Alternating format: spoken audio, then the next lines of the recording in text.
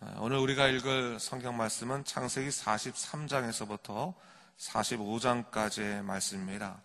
오늘 본문의 전체적인 줄거리를 파악하자면 가뭄으로 인해서 애굽의 곡물을 구하러 간 요셉의 형제들은 시몬을 볼모로 잡힌 채 곡물만을 가지고 집에 돌아야만 했습니다.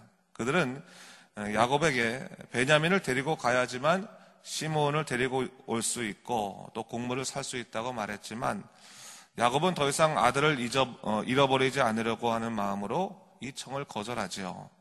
그러나 결국 야곱은 양식을 위해서 베냐민을 다른 형제들과 더불어서 다시금 애굽으로 떠나보내게 되는데 애굽에서 요셉이 베냐민을 만나자 그 속에서 마음이 복받쳐 오르죠. 그래서 안방으로 들어가서 울기도 했지만 형제들에게 그 마음을 드러내진 않았습니다. 44장에 가서요, 요셉이 그 형제를 다시 가나안으로 돌려보내는데 이제는 양식을 그 자루에 가득 채워주고 돈도 자루에 넣어줬는데 한편으로는 이 베냐민의 자루에 요셉의 은잔을 몰래 넣게 됩니다.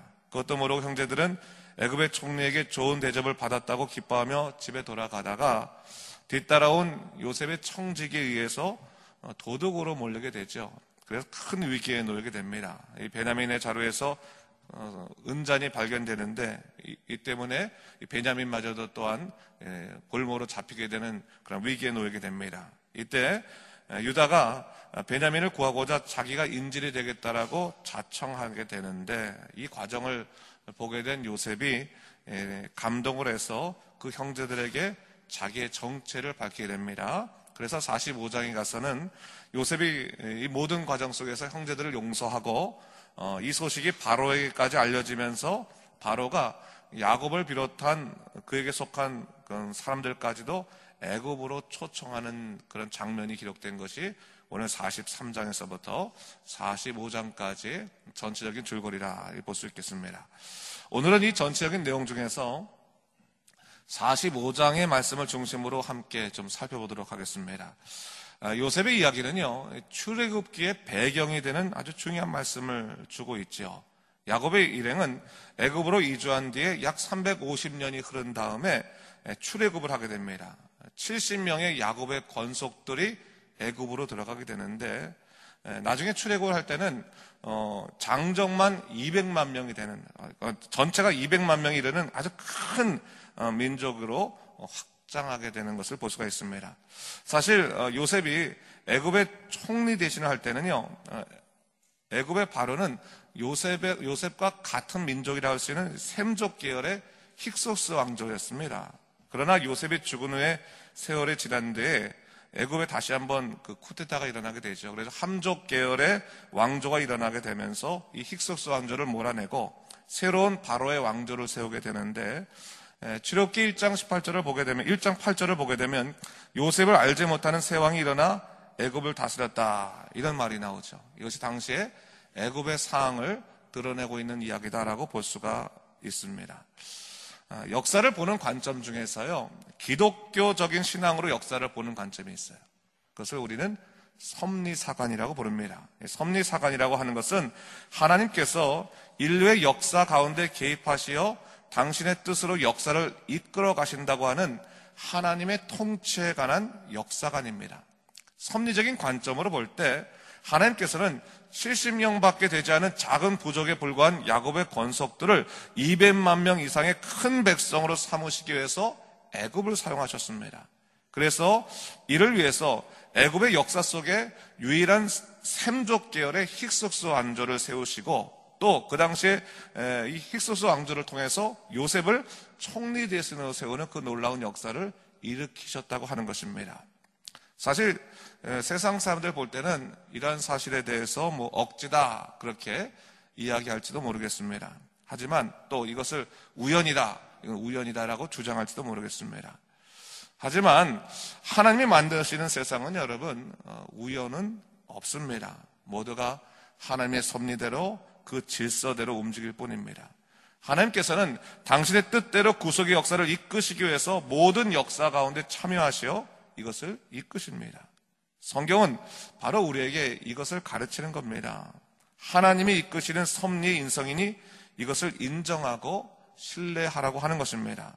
오늘 본문에서요, 요셉이 그 형제들을 만나서 자신의 정체를 밝히는 것을 볼 수 있어요. 오늘 본문 5절에 보니까 요셉이 이렇게 말하고 있습니다.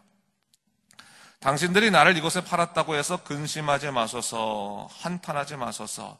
하나님이 생명을 구원하시려고 나를 당신들보다 먼저 보내셨나이다 이야기합니다. 일반적인 사람들은요, 과거의 상처와 아픔에 직면하기 힘들지 않습니까? 그러나 요셉은 그 과거를 그대로 지금 직시하고 있는 것을 볼 수 있습니다. 사실 자기를 노예로 애굽에 팔아버린 형제들이 원망스럽지 않았겠습니까? 그러나 그는 그 형제들에게 분노하고 또 보복하지 않았습니다. 오히려 오늘 45장에 보면 그들을 위로하는 것을 볼 수 있습니다. 이것은 요셉이 그들보다 더 고귀한 인격을 가졌기 때문이 아닙니다. 요셉은 분명히 과거의 고통의 시절을 기억하고 있으나 그것은 사실은 하나님께서 자기를 복의 통로로 삼기 위해서 예비해 놓으신 섭리의 한 과정이라고 하는 것을 인정했습니다. 그것을 받아들였습니다. 여러분, 하나님의 섭리에 관한 전적인 신뢰가 있으면요, 사실 과거의 상처도 감사의 이유가 될 수가 있습니다. 고통도 하나님의 은혜 가운데서 선하게 해석될 수 있는 것입니다. 오늘 요셉이 이를 보여주고 있는 것입니다. 하나님의 섭리를 분명히 인식할 수 있는 사람들은 과거에 대한 태도가 다르다라고 하는 거죠. 뿐만 아니라 이 현재와 미래에 관한 태도도 다르다는 것입니다. 요셉은 이미 이 바로의 꿈의 해석을 통해서 하나님께서 이 세계를 어떻게 운영하실지를 알았습니다. 그래서 당시 고대 근동지방을 뒤흔들었던 가뭄의 고통 또한 어떠한 의미가 있는지를 이미 알았습니다. 때때로 여러분, 우리는요, 예기치 못한 현실의 문제로 인해서 당황스러울 때가 참 많이 있죠. 그럴 때 우리가 실수하기 쉬운 것들이 있는데 그것이 뭡니까? 이 상황이 어려우면 제일 먼저 흔들리는 것이 믿음이 흔들릴 때가 있어요. 믿음으로 모든 것을 이겨내야 되는데 신앙이 흔들립니다. 갑작스럽게 교회도 나가기 힘들고 사람들 보기 힘들다 보니까 정말 흔들리지 말할 것이 먼저 흔들리는 것이 있어요. 근데 여러분, 섭리에 관한 분명한 인식이 있으면, 분명한 의식이 있으면요, 어려운 일이 생길 때 다른 것은 흔들릴 마정 믿음은 흔들리지 않아야 되는 겁니다. 하나님께서 창조하신 이 세계, 하나님이 운영하신 이 세계를 우리가 온전히 살아가기 위해서는 믿음밖에 없는 겁니다. 믿음을 붙들어야 되는 것이고 하나님 바라봐야 되는 것입니다. 바로 섭리에 대한 인식은 바로 우리들에게 흔들리지 않는 믿음의 이유를 제공해 준다고 하는 사실을 잊지 말아야 할 것입니다. 요셉은요, 자신이 지금 애굽의 총리 대신이 된 이유가 하나님의 큰 구원으로 생명을 구원하시기 위해서라고 하는 사실을 알았습니다. 오늘 본문 7절과 8절을 제가 한번 읽어보겠습니다. 보세요, 여러분. 하나님의 큰 구원으로 당신들의 생명을 보존하고 당신들의 후손을 세상에 두시려고 나를 당신들보다 먼저 보내셨나니, 그런즉 나를 이리로 보낸 이는 당신들이 아니요 하나님이시라. 하나님이 나를 바로에게 아버지로 삼으시고 그 온 집의 주로 삼으시며 애굽의 온 땅의 통치자로 삼으셨나이다. 그렇게 말하고 있어요. 오늘날 우리는요, 하나님의 은혜에 관한 분명한 인식이 있어야 되는 거예요. 하나님 은혜 없이는 우리는 하루도 살 수 없다. 그에 대한 인식이 있어야 됩니다. 이와 동시에 하나님의 은혜에 힘입어서 살아가는 것이 참으로 중요합니다. 그래서 하나님이 우리에게 은혜를 주셨으므로 우리가 그 은혜를 세상에 끼쳐야 되는 것이고 은혜를 전하는 복음의 통로가 되어야 됩니다. 하나님께서 우리를 부르시는 그 구원의 계획에는 반드시 우리를 보내시고자 하는 사명의 뜻까지 포함되어 있다고 하는 사실을 알아야 됩니다. 여러분, 오늘 요셉이요, 단지 그 삶이 억울하고 불쌍해서 하나님께서 그를 그 애굽의 총리 대신으로 세운 것이 아니었습니다. 요셉도 그것을 알았어요. 내가 참 불쌍하니까, 내가 참 억울한 삶과 고통스러운 삶을 살았으니까 하나님께서 오늘날 이렇게 나를 성공시켜 주셨구나, 그렇게 생각하지 않았어요.